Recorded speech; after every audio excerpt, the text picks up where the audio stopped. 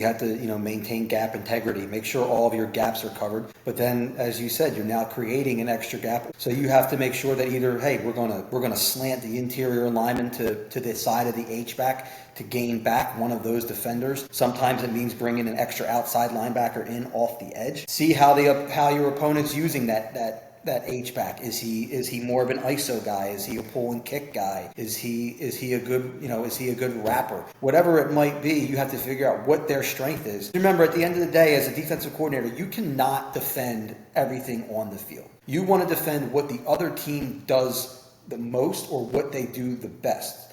Right? So you have to say what do they want to do, right? What do they do best?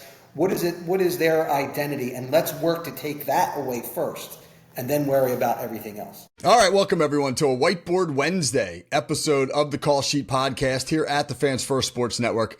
I'm Kevin Smith. Again, it is Wednesday. That's our whiteboard day when we're jumping into the scheme and the X's and the O's of the great game of football.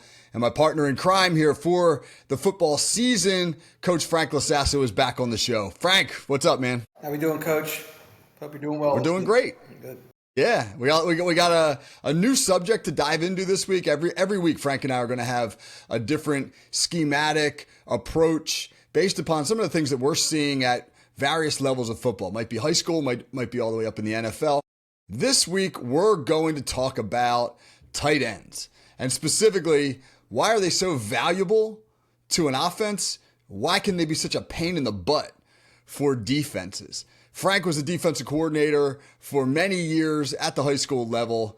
He has expressed to me time and time again his both admiration of teams that use tight ends well and frustration as a defensive coordinator with trying to prepare for them. So before we jump in, Frank, tell me this, man. What's the value to you of a tight end in an offense? You kind of mentioned it a couple weeks ago when we were talking about 11 personnel. Just the versatility of a tight end in today's game brings a lot of value because it puts the defense in a bind where you have to decide how are we matching that body, right? Where he's being used at times as like an extra tackle, where he's going to down block or he's going to reach block, and he's going to sit there and battle a 9 technique. And then you're going to move him off the ball and you're going to motion him around and you're going to throw him the ball in space. And then now you see other teams that are going to take a tight end and they're going to split him out wide and they're going to force, either double coverage with the corner and a safety or they're going to force a one-on-one with a corner where, again, you have a guy that is as physical as a tackle but as athletic as a wide receiver in some cases. Really creates an issue for the defense in terms of how are we matching that personnel? Yeah, and that's the interesting cat and mouse game between offensive and defensive coordinators, the matchup game.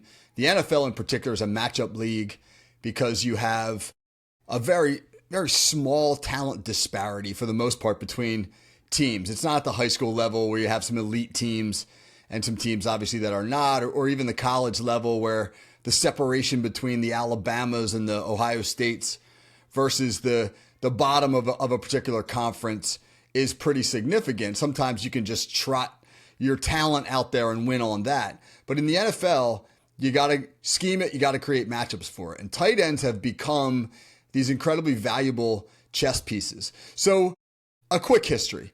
If you go back to when I was playing football, and I'm older than Frank. I'm not going to tell you how much older. That's embarrassing. But I'm older than Frank. Right? When I was playing football, everybody's basing out of 21 personnel. That meant 2 backs, generally a fullback and a tailback, and 1 tight end.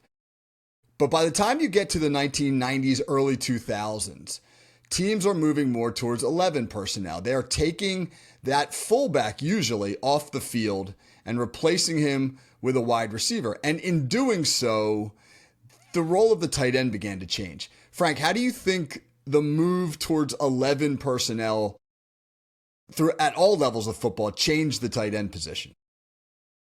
Well, that, when you're talking about an 11 personnel tight end and you're talking about you're taking the fullback off of the field, in essence, what they've done is they've taken the tight end and they've backed him off the ball in most cases, and now he's going to play a dual role, right? He's going to be just like a fullback in that he's going to be your kick man on power, or he's going to wrap when you run counter. So, the fullback was always that bruiser, right? He was in there to go in and lead block on ISO, and he was going to carry the ball in short yardage situations.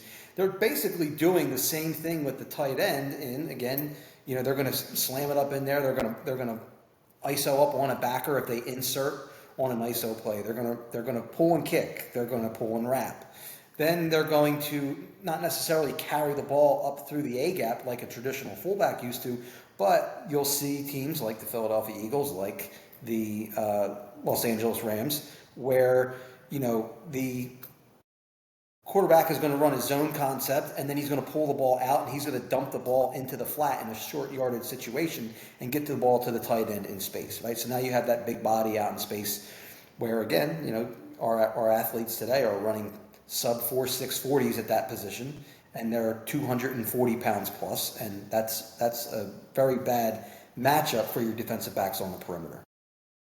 Yeah, that move towards 11 personnel was very much about spreading the field, making the defense defend the 53 yards of its width, rather than jam 22 dudes into a phone booth and try and slam the ball into the A gap to make 2 yards.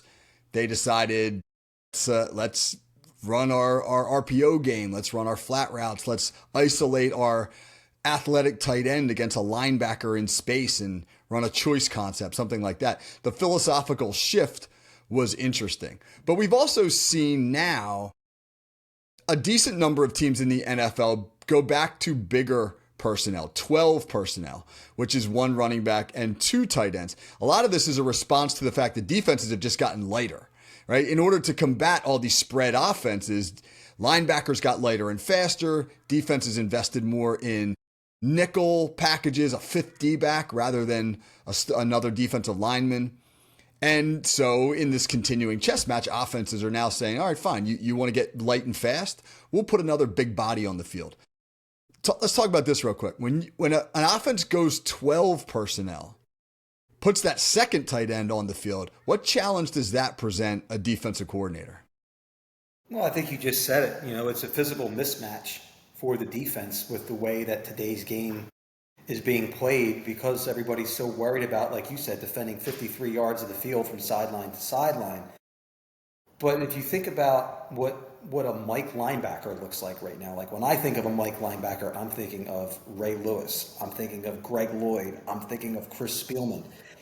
Those guys are kind of gone, right? Those guys don't really have as much of a place in today's game, because you've got to be a little bit faster sideline to sideline to defend, like you said, that 11 personnel where, yes, there's a tight end on the field, but on the other side you have a slot, and then that tight end can be versatile enough to force you to play in space on the backside. So now when you go 12 personnel, now there's 2 guys that are big and physical and can mimic a tackle and can mimic a fullback. And a lot of times what you'll see offensive coordinators putting those 2 guys on the same side in a tight end wing type formation, whether it's to a trips or whether it's to a closed tight end wing set that you would see in the Delaware wing T. Except now you're working with down blocking on a 220 pound outside linebacker or a corner type player, where again you're talking about that physical mismatch, because now they have angles with big bodies on you. And as you said, defenses have evolved to be smaller and faster, as opposed to that game where you were playing, from tight end to tight end in a phone booth. Yeah, it's interesting. At Ocean City High School, we had a linebacker graduated back in the early 1990s named Doug Coleman, went on to play Mike linebacker at Nebraska, was on 2 championship teams at Nebraska in the mid-90s. And he was about 6'4" and 250 pounds, and he was the prototypical downhill thumper. Man, he could fill the A and B gaps like it was his reason to be on this earth. But he made it to the NFL at a time when teams were in the late 90s beginning now, so the 11 personnel revolution was underway. And I remember talking to him about, he was with the Giants for a few years, went to the Super Bowl with the Titans in 2000. But I just remember him saying, he really couldn't last too long in the NFL because of the way the game had become horizontal. He couldn't run sideline to sideline, and the speed of the tight ends, which he was often required to cover and carry in coverage, just phased him out of the league essentially. That like this new tight end, this new breed, was something that he wasn't equipped for. That basically he had made it to the league maybe 10 years later than he should have. But to get back to the conversation about 12 personnel, I remember you talked to me a lot when you were our defensive coordinator at Ocean City about ace formation, which is a formation where the offense would put two inline tight ends on either end of the ball to create essentially a 7-man blocking surface. What was it about ace that drove you nuts? Why was that a difficult formation? You've created the extra gap, right? So again, we talk about 10 personnel versus 11 personnel, and then you go 11 versus 12, right? So the advantage of putting one tight end on the field is you create one extra gap, and that's difficult enough to defend. Now you put the second tight end out there. Now there's 2 extra gaps to defend. And you cannot, as a defensive coordinator, you're always looking for a way, I call it the cheat, right? You're looking to shade one way or the other. Well, when you have double tight, you're almost forced to play a balanced front, right? You're almost forced into a 5-man front. 50 is definitely the best way to defend ace if you can have a nose guard that can 2-gap and dominate both A gaps. Again, depending on what level you're working at, that's not an easy thing to do.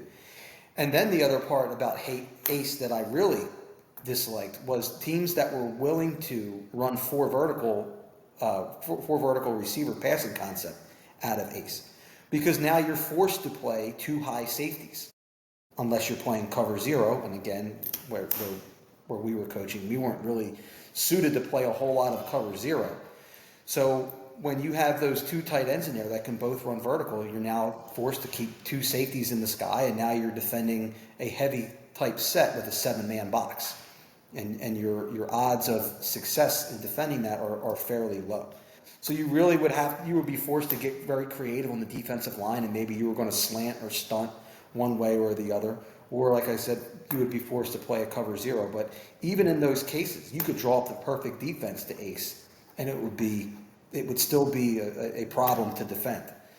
On top of that, now, teams don't always run a true ace formation anymore because of the evolution of the H-back. So they'll take that one tight end and they'll move him off the ball. It's still ace, right? Teams will say, oh, well, he's off the ball. It's different. Not necessarily. You still have the same number of gaps to defend. There's still a 3-man surface on the left and a 3-man surface on the right, except now that H-back that is off the ball will sometimes go in motion. Right, and now you have a 2-man surface on the left and a 4-man surface on the right, and you're essentially motioning to an unbalanced set, a 4-man surface pre-snap where the defense has a minimal time to react. And I think that has made ace even more difficult yet to defend now that teams have figured out, hey, we don't always have to line a tight end up on the ball. We can take him off the ball and just motion him across, and now we've just gone to unbalanced in a mere seconds.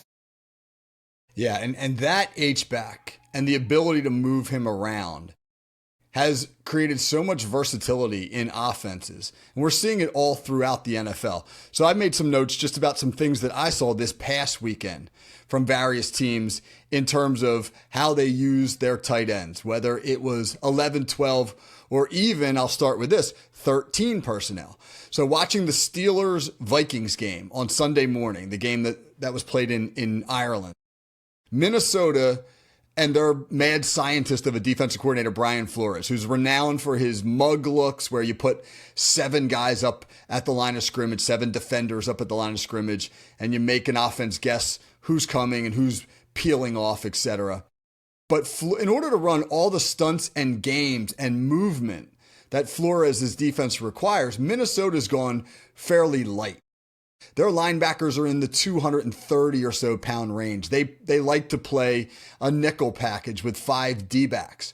So in order to take advantage of that, the Steelers ran heavy doses of jumbo sets where they had a 6th offensive lineman on the field and 13 personnel where they had 3 tight ends on the field. And now they're getting into 7-man blocking surfaces with an H-back who essentially could create another gap, or you could motion him all the way across into the slot, etc.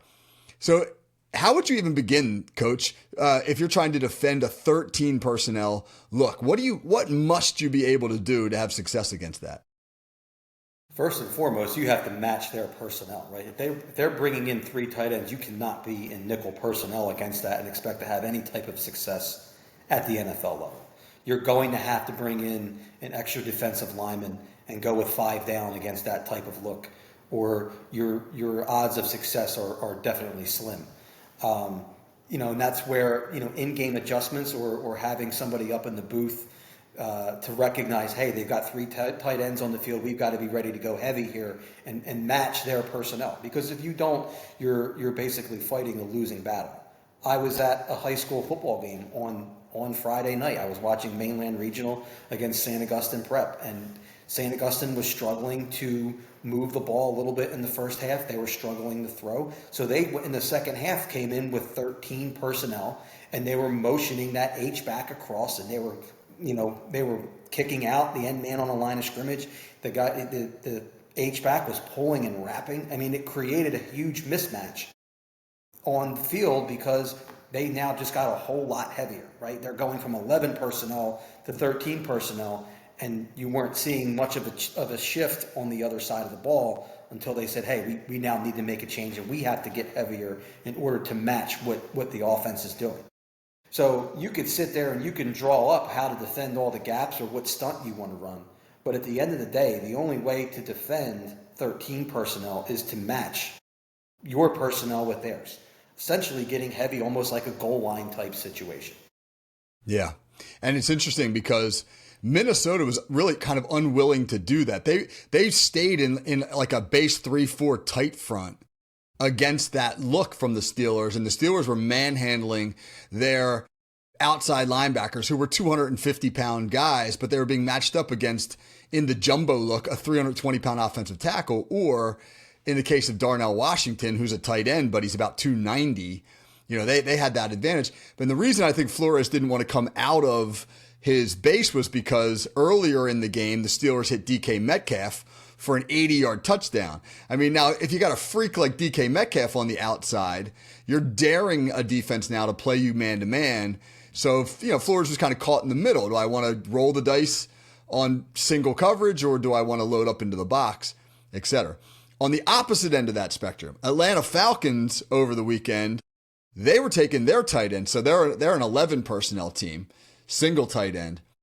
That tight end happens to be Kyle Pitts. He's about 6'6" and 250 pounds, but he runs a 4.4, 4.5 40, and they were splitting him out wide as a wide receiver and getting him matched up on 5'11", 190-pound corners.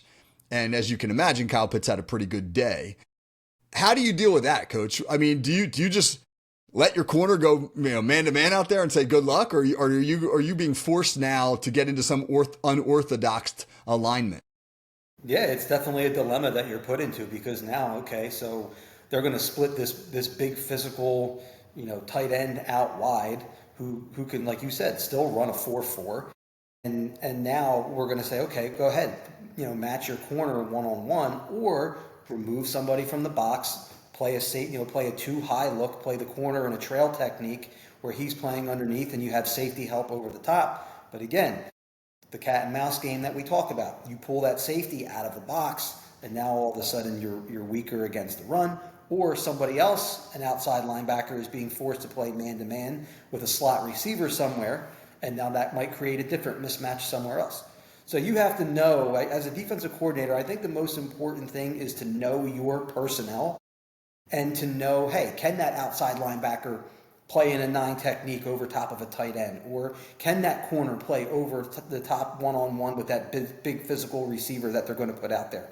You have to know your personnel. You have to be able to adjust, and sometimes in-game, right? A lot of times teams will, not show that tight end being split out wide by himself, and then all of a sudden it's week 4, and they decide, hey, we're going to take this big dude and we're going to split him out wide, and we're going to see what the corners do with him. We did that at Ocean City High School in 2020 with our tight end, Brad Jamison. Brad was probably 6'3", 215 pounds. He played tight end, but he was athletic enough where we would split him out wide by himself away from trips and say, okay, we're going to play the numbers game now. Are you going to go two over one against Brad, or are you going to overload to the trip side? And you're going to take advantage of those numbers, and hopefully your personnel can match the opponent's personnel no matter what side of the ball you're on. Yeah. Yeah, Brad Jamison went on to have a great career as a linebacker at Bucknell University, was a team captain there. And, when you get a kid like that and you don't find a way to use him to your advantage, shame on you. I'll give you one more example. Detroit Lions playing the Cleveland Browns, really good defense in Cleveland. They got into some interesting stuff out of 12 personnel where they would have an attached tight end, an inline blocking tight end, and then a detached tight end, the H-back type, who they were putting into the slot, but were then now motioning down back into the formation. And they were using him to kick the backside on zone plays, but they even used him. I thought this was really creative and a great way to handle a great player. They would bring him down almost like a wing and then have him wham block, which means, to block from the outside back in on an interior lineman. They were doing it to Myles Garrett. So obviously they're trying to make Myles Garrett process a lot of information. You're going to be, gap blocked from a tackle. You're going to be down blocked from a tight end in a traditional alignment. You're going to get chipped. And now you're going to get whammed from the outside from this tight end coming down. Obviously, they're just trying to slow Myles Garrett down. How do you, when you motion, you take a guy who's detached and you bring him back into the box, what are some of the calculations the defense has to process? How do you have to shift or adjust in order to not get outnumbered or outleveraged? I mean, one thing that we always say, you have to, maintain gap integrity, make sure all of your gaps are covered. But then, as you said, you're now creating an extra gap, or you're bringing in an extra blocker. So you have to make sure that either, hey, we're gonna slant the interior lineman to the side of the H-back to gain back one of those defenders. Sometimes it means bringing an extra outside linebacker in off the edge. See how your opponent's using that H-back. Is he more of an ISO guy? Is he a pull and kick guy? Is he a good rapper? Whatever it might be, you have to figure out what their strength is. Because remember, at the end of the day, as a defensive coordinator, you cannot defend everything on the field. You want to defend what the other team does the most, or what they do the best, right? So you have to say, what do they want to do, right? What do they do best? What is their identity? And let's work to take that away first, and then worry about everything else. Because as you say, at the end of the day, the last one with the marker, right, in the whiteboard war, the last one with the marker is always going to win. So it's just a matter of continuing to adjust, continuing to combat how they're going to use their personnel, and then how can you use your own personnel to match and, again, play that cat and mouse game and put in some extra stunts or bring an extra backer, slant your front, whatever it might be. Yeah, it's fascinating stuff. It's interesting when you look at, just to underscore the importance of tight ends now in football, when you look at the list of recent Super Bowl champs, all those offenses have had impact tight ends, whether it's Kelsey in Kansas City or Dallas Goedert or Zach Ertz in Philly, or if you go back to New England with Gronk, even if you want to go way back to the Colts, they had Dallas Clark. I mean, all these teams make great use of great tight ends. It really has become one of the most valuable, but probably still underappreciated positions in all of football. Yeah, for sure. I mean, a tight end, when I started playing football back in the mid-90s at the junior level, tight end was just like, oh, you were just a blocker, and you were just you were a glorified offensive lineman who got to go out for a pass every once in a while. Now all of a sudden the tight end is, man, he's like the key to the offense. He's going to be the most versatile guy on the field.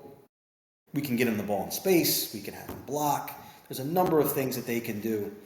This point that I've been thinking about is one that this conversation can go on to a completely different direction. But the talk of Philadelphia football today has been A.J. Brown, right? And his unhappiness and, why all he's doing right now, he's running 9 routes, he's running curls, and he's running slants. And that's basically his route tree in this moment.